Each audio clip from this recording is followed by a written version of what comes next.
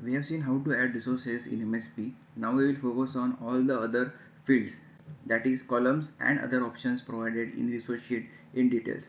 That will help us setting up resources for our project.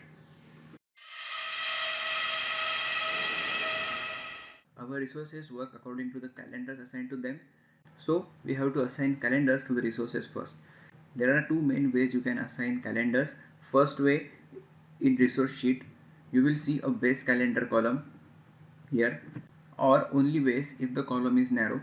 If you don't see it in default mode, add that column by simply right clicking on the columns. Second way, in resource information, but keep in mind that you have to be in resource sheet view to access this. If you are in Gantt chart view, I will show you. If you are in Gantt chart view and if you go to the resources and property section, it will be disabled here because you are in Gantt chart view.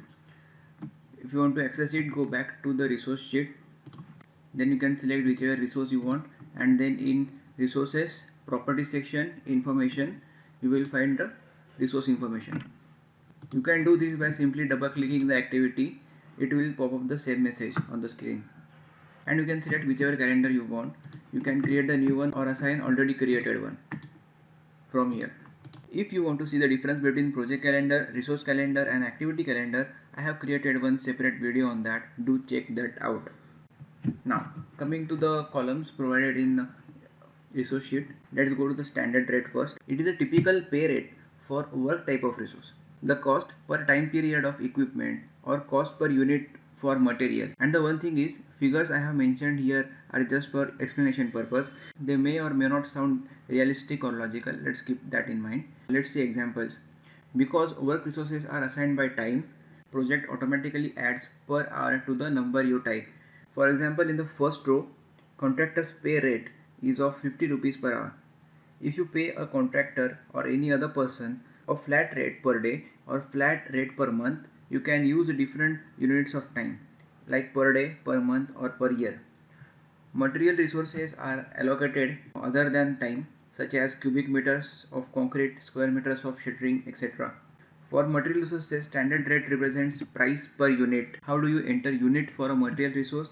The unit is whatever you type into the material label column here.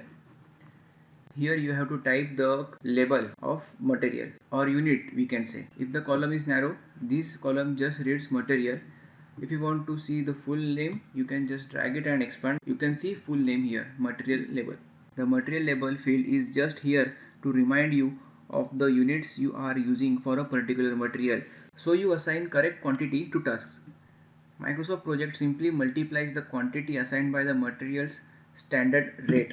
The another column is overtime rate. Overtime rate applies only to work resources. You don't have to fill in the field unless the person earns a premium for overtime and you specifically assign overtime hours to the resource in a project.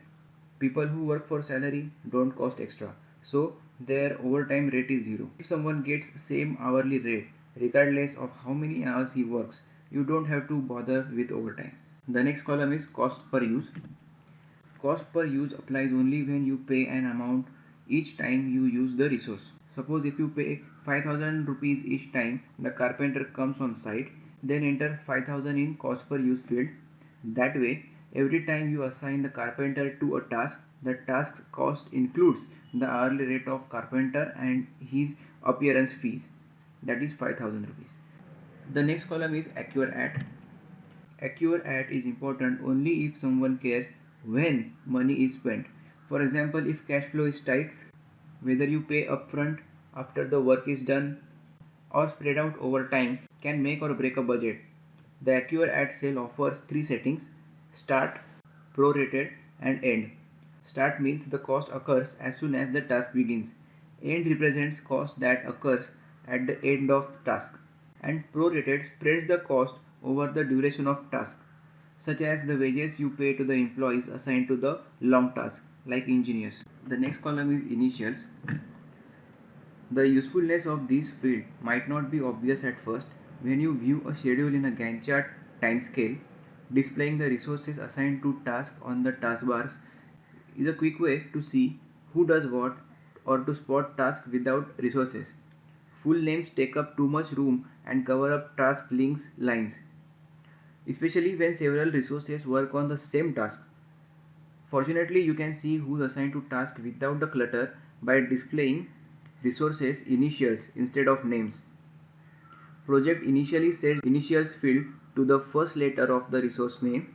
You can change the value in the field to whatever you want, like a person's first name and the last initial, or the abbreviated job description, like anything. The next one is group. This field can represent any type of category you want: departments, subcontractors, vendors, or skill sets. In addition to grouping resources in resource sheet view, you can also use the group field to filter the task list to tasks performed by specific work groups, or you can group tasks by the type of resource required. The next column is codes. This field provides another way to categorize resources, which you can then use to sort, filter, or group tasks and resources. If your organization assigns job codes, you can enter them in the field and then filter for tasks that requires a specific job code. So these were all the columns provided in resource sheet. You can always add new columns here. You can add whichever column you want. So that's all about resource sheet.